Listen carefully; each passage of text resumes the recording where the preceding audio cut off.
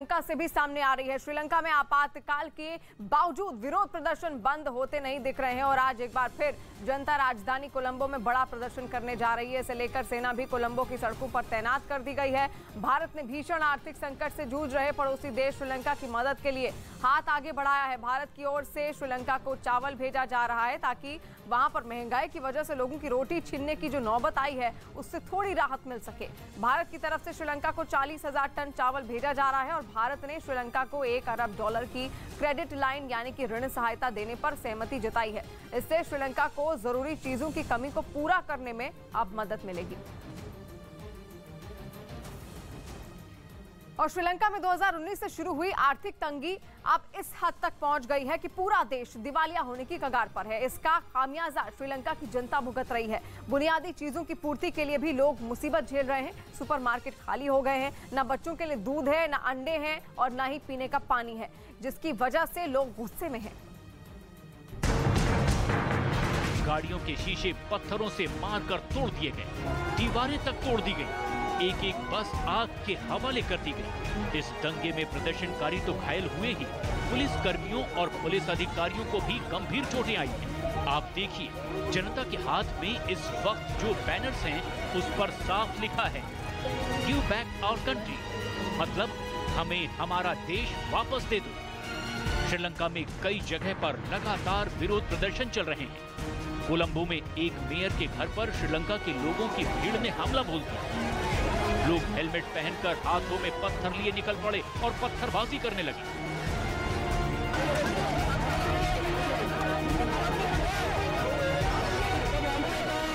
इस वक्त हम श्रीलंका में हैं और यहाँ का माहौल बहुत डरावना है।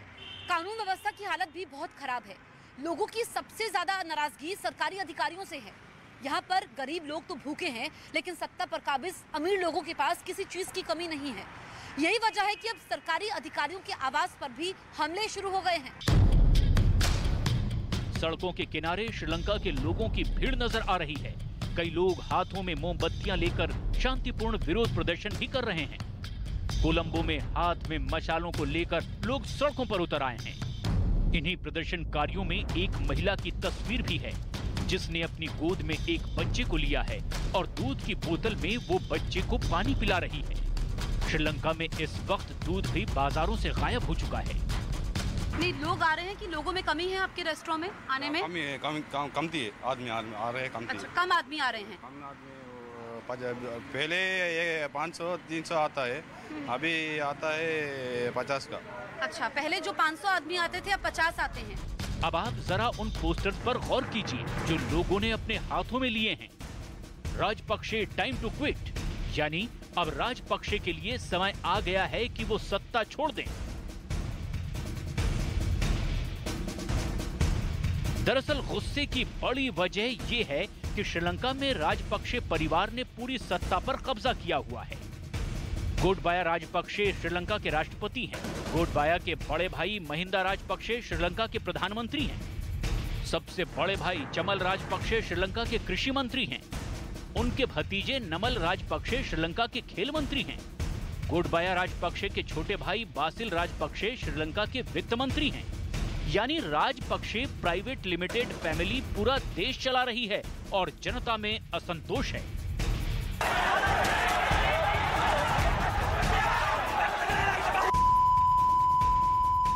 आप सोचिए, राजपक्षे कैसे सत्ता चला रहे हैं।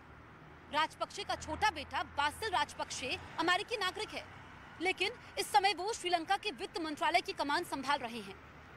बासिल राजपक्षे को वित्त मंत्री बनाने के लिए श्रीलंका की सरकार ने 20वां संविधान संशोधन विधेयक पारित किया। हर कोई समझ सकता है कैसे राजपक्षे ने सत्ता का दुरुपयोग किया। इसीलिए आज जनता सड़कों पर है। श्रीलंका में इस वक्त भी 13 घंटे की बिजली कटौती हो रही है। पूरा श्रीलंका अंधेरे में डूबा हुआ है। बाजारों में दुकानें अंधेरे में डूबी हुई हैं। होटलों में बिजली नहीं है, फ्रिज बंद पड़े हैं, खाना बनाने वाली गैस कहीं नहीं मिल रही है। महिलाएं हाथों में खाली सिलेंडर लिए रो रही हैं। एक एक वक्त की रोटी के लिए लोगों को मशक्कत करनी पड़ रही है। श्रीलंका में ऊर्जा संकट कैसे आया, ये समझना भी बेहद जरूरी है। दरअसल कोई भी देश अपने विदेशी मुद्रा भंडार में मौजूद डॉलर से पेट्रोल खरीदता है, लेकिन यहाँ पर तो पूरी बैलेंस शीट ही बिगड़ गई। आयात बहुत ज्यादा हो गया और एक्सपोर्ट बहुत कम हो गया। यही वजह है कि डॉलर खत्म हो गए और अब श्रीलंका दुनिया के सबसे बड़े एनर्जी क्राइसिस से जूझ रहा है। और इसीलिए यहाँ अब सड़कों पर जो गाड़ियां दिख रही है वो श्रीलंका के अमीर लोगों की हैं। श्रीलंका के ट्रक ड्राइवर्स और आम लोग पेट्रोल और डीजल के लिए लाइनें लगा रहे हैं और विरोध प्रदर्शन कर रहे हैं। लोग शाम को 5 बजे पेट्रोल के लिए लाइनों में लगते हैं और फिर सुबह 6 बजे तक भी पेट्रोल नहीं मिलता है। फिर भी सुबह 6 बजे दोबारा मुंह धोकर लोग लाइनों में लग जाते हैं और इसीलिए यहाँ जमकर विरोध प्रदर्शन भी हो रहे हैं।